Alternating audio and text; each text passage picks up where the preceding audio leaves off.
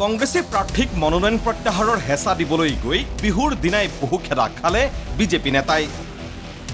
স্থান ঢেকীয়াজুৰি।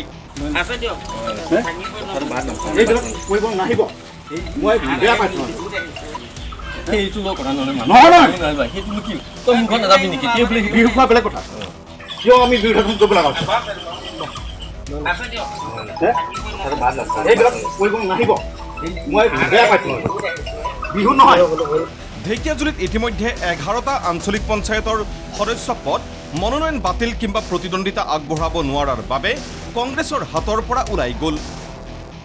বিজেপিয়ে ঢেকীয়াজুলিত গুণ্ডাগিৰিৰে পঞ্চায়ত দখলৰ চেষ্টা কৰাৰ অভিযোগ আনি অৱশিষ্ট সকলো পদৰ পৰা প্ৰাৰ্থিত্ব প্ৰত্যাহাৰৰ হুংকাৰ দিছিল কংগ্ৰেছে। আমি কংগ্ৰেছ দলে যিমান প্ৰাৰ্থী আছে আমি নিজে উইথড্ৰ কৰি ল'ম। আজি যদি আমাৰ কেণ্ডিডেটক খেলিবৰ কাৰণে নিদিয়ে তেতিয়াহ'লে সিহঁতে খেলক না। ছিংগাল যিহেতু সিহঁতৰে ইলেকশ্যন কমিশ্যন সিহঁতৰ মতে চব সিহঁতৰ মতে তেখেতে যায় স্ক্ৰুটিনিত বহি কিনে তেখেত যদি পেপাৰ চেক কৰে কেঞ্চেল কৰে তেতিয়াহ'লে আমি কি কৰিম আপোনালোকে কওক। ইলেকশ্যন যোনদিনা কাউণ্টিং হ'ব সেইদিনা যে কাউণ্টিঙত যে বিজেপি কংগ্ৰেছ জিকাৰ পিছত যে বিজেপি উইনিং চাৰ্টিফিকেট নাপাব তাৰ কোনো মানা নাই। দুদিন পূৰ্বেও এইগৰাকী কংগ্ৰেছী জেডপিচিৰ সদস্য প্ৰাৰ্থীক বিজেপিত যোগ দিয়াইছিল মন্ত্ৰী অশোক সিংহালে। আৰু তাৰ পাছত ঢেকীয়াজুলিৰ বিধায়ক মন্ত্ৰী অশোক সিংহালে কৈছিল, কংগ্ৰেছ আৰু বিজেপি দুই দলৰে প্ৰাৰ্থী আছিলে।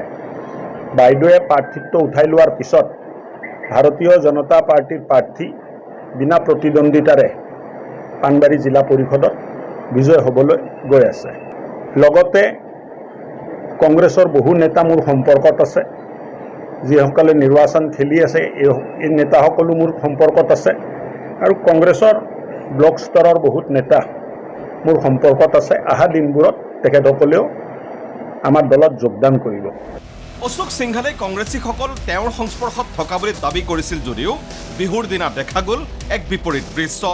বিহুৰ সুযোগত কংগ্ৰেছী প্ৰাৰ্থীৰে জনসম্পৰ্ক কৰিবলৈ যোৱা বিজেপি নেতাক বহু খেদা দিলে কংগ্ৰেছীয়ে। কংগ্ৰেছীৰ মুখেৰেই শুনক কোন কোন আছিল কংগ্ৰেছী প্ৰাৰ্থীৰ ঘৰলৈ যোৱা দলটোত। যিগৰাকী আমাৰ এপি মেম্বাৰ সঞ্জীৱ কুৰা বুলি কয়, তেওঁৰ ঘৰত অচ্যুত সিংহালৰ পিয়ে টংকেশ্বৰে আহি পেলাই তেওঁক মানে ভীতি প্ৰদৰ্শন কৰে আৰু পৰাপক্ষত মানে তেওঁৰ নমিনেশ্যন উঠাই ল'বৰ কাৰণে এই কেইবাদিনৰ পৰা হেঁচা প্ৰয়োগ আছে। কিন্তু আজি মানে তেওঁ নিজে আহি পেলাই চেষ্টা ৰাখিছিলে। প্ৰাক্তন ৰৌমাৰী পঞ্চায়তৰ সভানেত্ৰী মৰমী বৈশ্য আৰু জিলা বিজেপিৰ সম্পাদক বুলি পৰিচয় দিছে তেখেত লগতে ৰৌমাৰী বিজেপিৰ এজন সক্ৰিয় কৰ্মী ৰবীন বৰা, তেখেতসকলে হেঁচা প্ৰয়োগ কৰি আছে, কথা প্ৰশ্ন কৰি আছে। তেওঁ ঘৰলৈ গৈছে। আমি গৈ পাইছোঁ, আমি বহুত প্ৰশ্ন তেখেতসকলক কৰিছোঁ। তেখেতসকলে আমাৰ প্ৰশ্নৰ উত্তৰ দিব নোৱাৰে, শেষত তাৰ পৰা পলায়ন হৈছে। অৱশ্যে বিজেপিৰ ভয়ত কংগ্ৰেছী প্ৰাৰ্থীক ক'ৰবাত হেনো লুকুৱাই ৰাখিছে কংগ্ৰেছ কৰ্মীয়ে। কিন্তু তাৰ পাছতো প্ৰাৰ্থী বিচাৰি ঘূৰি ফুৰা বিজেপি কৰ্মীৰ কামত অতিষ্ঠ কংগ্ৰেছী কৰ্মীয়ে ক'লে, যাতে তেওঁলোকে কোনো ধৰণৰ ডিষ্টাৰ্ব কৰিব নোৱাৰে তাৰ কাৰণে আমি লুকুৱাই ৰাখিছোঁ। সেই কথা তেওঁলোকে নাজানে, কিন্তু তেওঁলোকে নাজানি পেলাই আজি আহি পালেহি আৰু আমি খবৰৰ ভিতৰত তেওঁলোকক মুখামুখি লগ পালোঁগৈ আৰু তেওঁলোকক বিভিন্ন কথাৰে যুক্তি তৰ্কৰে তেওঁলোকক অপদস্থ কৰি পেলাই পলাই যাবৰ কাৰণে আমি বাধ্য কৰোঁ। কেৱল ঢেকীয়াজুলিতেই যে এনেদৰে প্ৰাৰ্থী কিনা বেচা কৰিবলৈ আহি বিজেপি কৰ্মী অপদস্থ হ'বলগীয়া হৈছে এনে নহয়। গৰু বিহুৰ দিনা বৰক্ষেত্ৰীতো প্ৰাক্তন বিধায়ক নাৰায়ণ ডেকাৰ অফাৰ লৈ কংগ্ৰেছী প্ৰাৰ্থীৰ ঘৰলৈ যোৱা এজনক ঘৰৰ পৰা খেদি পঠিয়াইছিল কংগ্ৰেছী প্ৰাৰ্থীৰ পুত্ৰই। কিমান দিব নাৰায়ণ ডেকা, কিমান পইচা দিব বিজেপিৰ, কিমান দিব ক বিজেপি কেই টকা দিব ক বহিব লাগে যে মাই আহিছ আজি তুমি দালালি কৰিবি আহিছ আজি কচোন কেই টকা দিব। দোকানত আছে লাজ নাই তোমাৰ এই বিজেপি দল কিনবে আমাৰ কি হেৰি নাই, মাথা নষ্ট কৰিবি হাক দিবে নাৰায়ণ ডেকাক কৈ দিবে কৰিমেই কিয় নকৰিম মাথা খাই দিছ নাই বিজেপিয়ে কৰা লাজ যাব নাই। Bureau report ND24।